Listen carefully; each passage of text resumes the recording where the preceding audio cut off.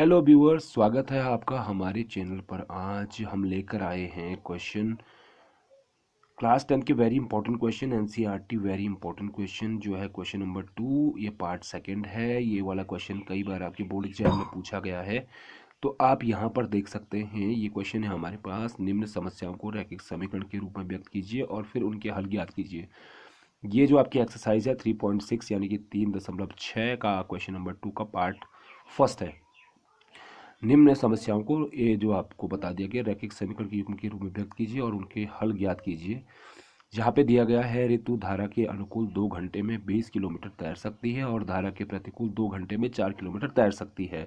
उसकी स्थिर जल में तैरने की चाल और धारा की चाल ज्ञात कीजिए। हमें क्या ज्ञात करना है?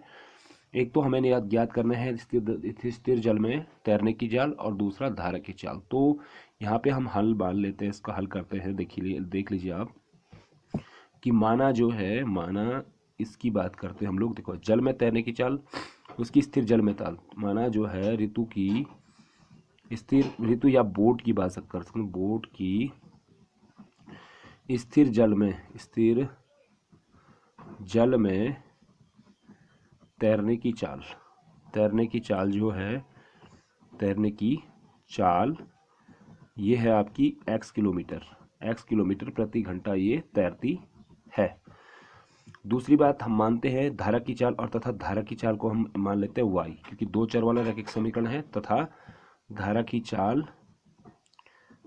जो चाल मान लेते हैं उसे मान लेते हैं हम लोग y किलोमीटर प्रति घंटा। तो ये मान लीजिए। आप जब जानते हैं कि जब ये इस तरीके से कि जब धारा इस तरफ बह रही हो तो आपकी बोट भी इस तरफ जा रही है, ये बोट भी इस तरफ जा रही है, तो ये बोट भी इस तरफ जा रही है। तो इसका मतलब क्या होगा? जो इसकी जो फोर्स होगा, जो इसका जो वो होगा, जो इसकी गति होगी, उसमें इसकी गति ऐड हो जाएगी। मतलब ये इसको हेल्प करेगा, जो है तैरने में हेल्प करेगा। तो इसलिए जो है यहाँ पर जो देखो, यहाँ पे जो अनुकूल बोला हुआ है ऋतु धारा के अनुकूल, स्ट्रीम के अनुकूल, धारा के अनुकूल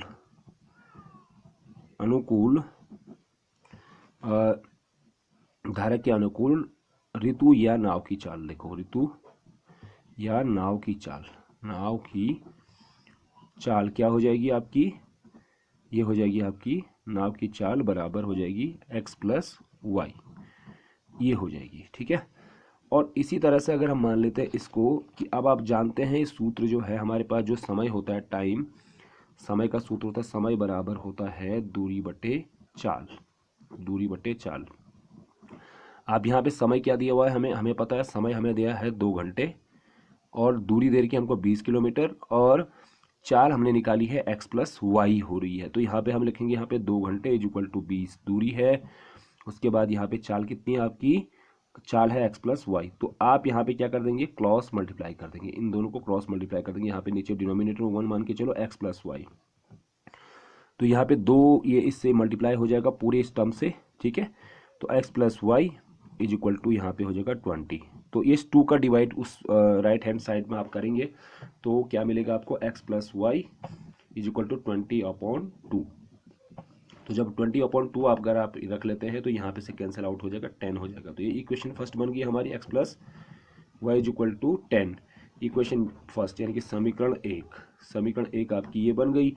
और अब देखो, धारा के प्रतिकूल वह कैसे चलती है? धारा के प्रतिकूल जब जो है विपरीत दिशा में दोनों चलते हैं, धारा के प्रतिकूल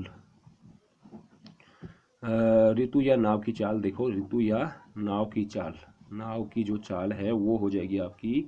अब आप समझते हैं कि जब इस तरफ जो है धारा इस तरफ आ रही है और ऋतु इस तरफ जा रही है तो क्या होगा? इसमें इसकी जो चाल है वो घट जाएगी, जो स्पीड है वो घट जाएगी। ठीक है। तो यहाँ पे हम क्या कर लेंगे? घट जाएगी। तो यहाँ पे क्या हो जाएगा? x minus y. ये आप देख रहे हैं x माइनस वाई हमने यहाँ पे नोट कर लिया है, x माइनस वाई। ठीक है। और इसी तरीके से इस फॉर्मूले में रखेंगे तो समय इज इक्वल टू क्या है आपके पास? दूरी बटे चाल, यानी कि time is equal to distance upon speed. तो यहाँ पे आप रखेंगे तो यहाँ पे समय के बारे में, अब देखो समय कितना है? समय वही है ऊपर 2 घंटा। फिर देखो आप यहाँ पे देखेंगे, आप 2 घंटे में 4 किलोमीटर तैर सकती है। अब समय सेम है तो 2 घंटा है और दूरी कितनी है आपकी? 4 किलोमीटर। ठीक है। तो यहाँ पे 4 रख दीजिए और चाल क्या होगी आपके x माइनस वाई। तो आप इसको भी सॉल्व कर दीजिए, यहाँ पे 1 मान के चलिए, क्रॉस मल्टीप्लाई कर दीजिए वज्र गुणन से। तो यहाँ पे 2 आप रखेंगे और x माइनस वाई, क्योंकि ये इससे पूरी टर्म से मल्टीप्लाई कर देगा, ठीक है। तो फिर 4 1 जा 4 एकम 4, यहाँ पे 4 हो जाएगा, ठीक है। 2 का डिवाइड उधर पक्ष में राइट हैंड साइड में करेंगे, x minus y equal to 4/2, 2 से डिवाइड किया तो 2 आ गया। तो आपकी इक्वेशन सेकंड बन गई x minus y equal to 2, equation second यानी कि समीकरण 2।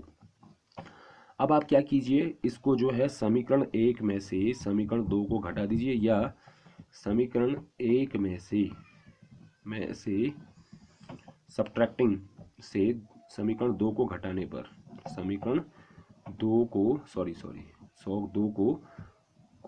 घटाने पर समीकरण सेकंड को घटाने पर, तो ये जो है यहाँ पर आपके पास समीकरण फर्स्ट क्या है, x plus y is equal to 10, और यहाँ पे x minus y is equal to 2 है। तो x plus y is equal to 10 और आपके पास x minus y is equal to 2 है। तो इसको आप घटा देंगे, तो जब घटाते तो क्या हो जाता है, इनके जो साइन होते हैं वो चेंज हो जाते हैं। यहाँ पे देखो x माइनस, यहाँ पे माइनस का साइन लग जाएगा, यहाँ पे प्लस का साइन, यहाँ पे माइनस का, तो ये माइनस और ये प्लस क्या हो जाएगा, cancel out, plus plus plus हो जाता है। तो यहाँ पे 2y हो जाएगा। यहाँ पे बड़े नंबर का जो ये बड़ी डिजिट है तो इसका 10 इसमें प्लस है, तो प्लस और माइनस माइनस, तो यहाँ पे 8 हो जाएगा, y इक्वल टू हो जाएगा आपका 8/2। तो 2 4 जा 8, तो यहाँ पे कितना आ गया 4 किलोमीटर, यानी कि धारा की चाल कितनी आ गई, धारा की चाल तो आ गई आपकी, धारा की चाल आ गई है 4 किलोमीटर, 4 किलोमीटर प्रति घंटा, ठीक है। अब y का मान समीकरण 1 में रखने पर, तो समीकरण 1 में रखेंगे आप, तो समीकरण 1 कौन सी है हमारे पास, x plus y is equal to x plus y, ये 4 है यहाँ पे, तो यहाँ पे 4 रख लीजिए और यहाँ पे 10 कर दीजिए। तो x प्लस वाई 10, ये तो देखो अब आपको पता है इसका ट्रांसफर करेंगे यहाँ से यहाँ, तो 10 minus 4 is equal to x is equal to हो जाएगा आपका 6। यानी कि जो ऋतु की चाल आ गई, ऋतु की अथवा या बोट की, जो मान के चले नाव जो है, नाव की चाल जो आपकी आ गई वो आ गई आपकी 6 किलोमीटर, 6 किलोमीटर प्रति घंटा, ठीक है। इस तरीके से आपका जो है ये आंसर आ गया, यानी कि x की जो वैल्यू आ गई वो आ गई आपकी 6। और ये देखो आप यहाँ पे नाव की चाल तो आ गई आपकी कितनी 6 किलोमीटर प्रति घंटा, और धारा की चाल आपकी आ गई ये वाली 4 किलोमीटर। तो thank you very much for watching, और अन्य क्वेश्चंस के लिए जो है सब्सक्राइब कीजिए हमारे चैनल को और बने रहिए हमारे साथ। Thank you very much for watching.